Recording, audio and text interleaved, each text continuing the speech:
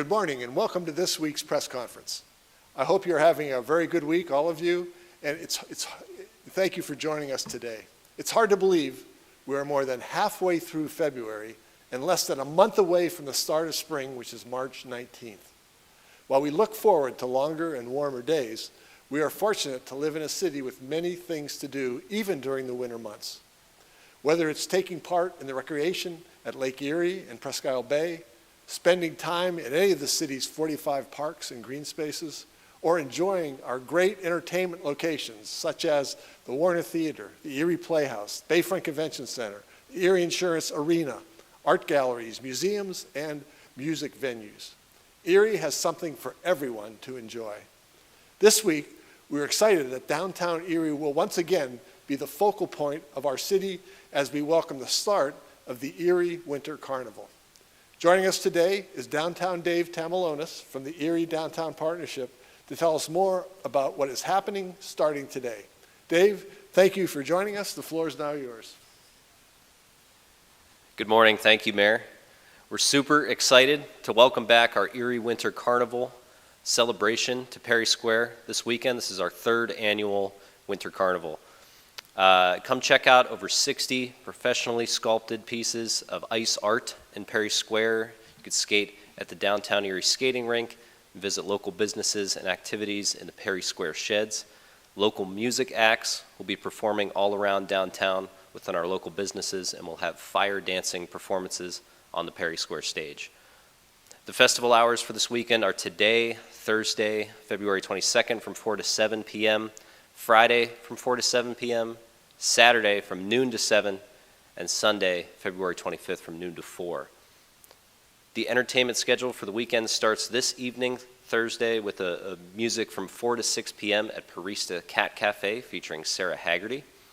On Friday, February 23rd, from 4 to 6 p.m., we have Saturn to Brazil at Voodoo Brewing Company, followed by the Jennifer Dennehy and Fire Friends fire dancing performance at the Perry Square stage from 6:15 to 7 p.m. Jen is a local educator and dancer, and this year she's bringing a couple of professional dancers from out of town to showcase an amazing show in Perry Square with an encore performance Saturday night as well at the same time. This was a huge hit the last 2 years at the Winter Carnival, and we're super excited to welcome her and her very talented group back to Perry Square. New this year on Saturday, February 24th from 12 noon to 5 p.m., we will host the Great Erie Chili Championship at the Flagship City Food Hall. We're partnering with the folks from Flagship City District. Several local restaurateurs will compete and create amazing and creative chilies that the public can taste. You can taste as many as you'd like for $5. From noon to 5 p.m., you could vote for your favorite chili, and winners for best chili and crowd favorite will be announced from the stage in Perry Square leading up to Saturday night's performance by Jennifer Dennehy and Fire Friends. That'll be at 6 p.m.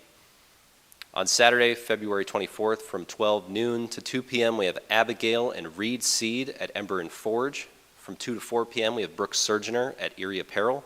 And rounding out Saturday, from 4 to 6, we have Lindsay Vendetti and Eric Brewer at the Flagship City Food Hall.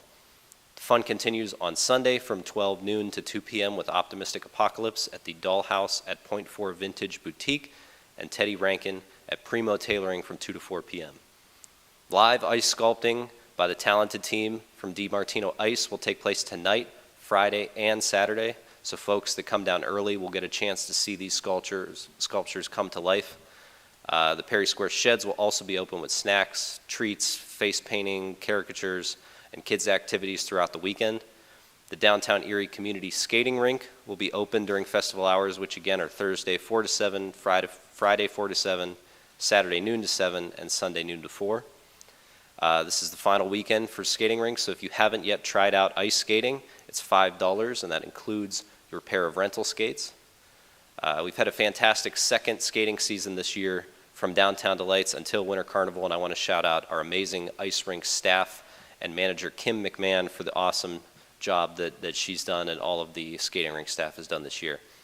I want to thank our winter activation and events supporters, Erie Insurance, UPMC Health Plan, ECRA, the Erie Community Foundation, Gannon University, Erie News Now, and Happy 927, and a special shout out this year to Winter Carnival sponsor Tim Hortons. You can visit the Tim Hortons donut ice sculpture, and you could put your faces through a donut for a nice photo op also. Thanks also to the City of Erie for allowing us to program up to 140 events like this year-round in our beautiful downtown parks and public spaces, something that would be impossible without support from the Mayor's Office, Public Works, Parks Department, Streets Department, City of Erie Police, and City of Erie Fire. So thank you for your support and trust in us at the Erie Downtown Partnership. This is not just a celebration of amazing ice sculptures and art, but a celebration of our local businesses, restaurants, musicians, and the winter season here in Erie that I think is often overlooked. So make the best of this weather while we still have it. It looks like the next 2 days are going to get a little cooler. We might see some snow. So come join us and celebrate the winter while it's still here in Erie at the Erie Winter Carnival. There is so much to do and see downtown this weekend. Thank you. Thank you very much, Dave. We really appreciate it. All that you and the Downtown Partnership are doing to bring these special events into the wonderful downtown Erie. Thanks you to everyone at City Hall for your support for the Winter Carnival. And we are blessed to have such a dedicated, talented employees in the City of Erie Public Works, Police, and Fire Departments. They work so hard to ensure the events such as this are welcoming and safe for everybody. These same employees have been working hard in preparation for the once-in-a-lifetime event that's coming in just 46 days. That is the total solar eclipse on Monday, April the 8th. I will take a few minutes now to help you prepare a little bit. This is a very exciting event for the City of Erie and for the tens of thousands of visitors that are expected to join us. It might even be hundreds of thousands of visitors. Since Erie is in the path of the totality, we expect to have anywhere from 60,000 to 260,000 visitors here. We know that the area's hotel occupancy for that weekend is already booked at 86%. While we wholeheartedly welcome visitors to our amazing city, we want our residents to be aware that what they can do to make the day as enjoyable and safe as possible for everyone. We know that the gridlock and traffic jams will be a major concern, so please, be prepared for that.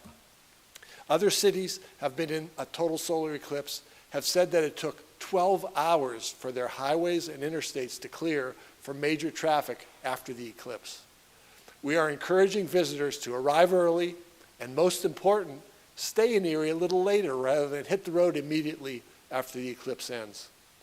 Locally, please limit unnecessary travel downtown or on the state routes and interstate on April 8th. Please note, there is a great website and mobile app from PennDOT which has real-time traffic information. This will be good to check. On May 8th, I encourage you to look at 511pa.com. Again, that's 511pa.com. This will help you understand where you can travel safely and what areas you should avoid. PennDOT will also be putting up message boards on highways that lead to Erie in advance and during the eclipse. These message boards will inform motorists of the eclipse date and warn about possible heavy traffic. They will also include safety messages such as remember to use your headlights during the eclipse and do not stop on shoulders or in the middle of the road to watch the eclipse. EMTA will be running all bus routes as normal but will adjust if necessary due to traffic congestion.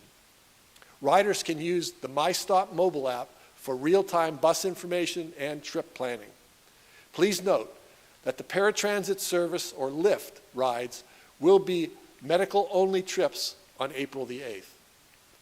On Monday, April 8th, City Hall will be closed to the public to reduce traffic downtown so that many employees also can work remotely to reduce traffic congestion. However, City of Erie personnel who are essential to assisting with the eclipse will be working on site. In fact, every available city police officer will be working during the eclipse. The City of Erie and Fire Department will open an emergency operations center on April 8th to coordinate any problems or fire and traffic issues and maintain communication with Erie County. Public Works will help coordinate street closures, placement of portable toilets and trash cans, and clean up the parks and public spaces after the eclipse is over. There'll probably be a lot of cleanup to do. Erie's public schools are closed on April 8th because the eclipse will start around the time the school gets out. At 2:02 p.m. on April 8th, the moon will start to block the sun. The total eclipse will last from about 3:16 p.m. to 3:20 p.m., about 4 minutes. During those 4 minutes, Erie will be totally dark, and the temperature will probably drop about 10 degrees. The sky returns to normal at 4:30 p.m. Please consider where the sun will be at 3:16 p.m. to decide a good viewing location. The sun will be toward the west, not over the bay. You may find that the best spot to view the eclipse is from your yard or somewhere within walking distance of your home. Remember to not injure your eyes. You cannot look directly at the sun during the eclipse without special ISO protective glasses or shields. Residents should also ensure they have adequate groceries and prescriptions so they don't have to fight traffic to get to a store on eclipse day. If you have an appointment on April 8th, it's probably best to reschedule it. Please ensure that your caregivers can arrive and depart safely, and make sure you know where your children are at the time of the eclipse and be equipped to view the eclipse safely. You can visit this location, science.nasa.gov/eclipses. There you can get tips on safe ways to view the eclipse.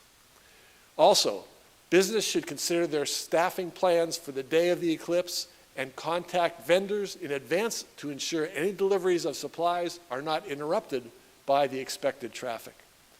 Because it will be totally dark during the eclipse, also consider if you have outdoor lights that are on timers, adjust them to give you light from at least 2:30 to 4 p.m. For more information about the total eclipse, including where to get eclipse glasses to safely watch the eclipse, please visit the Visit Erie website at www.visiterie.com. And that concludes this week's press conference. Please continue to follow us on social media for the latest updates on everything happening in the city of Erie. Both of us who spoke are now available for interviews as well. Thanks very much for being here.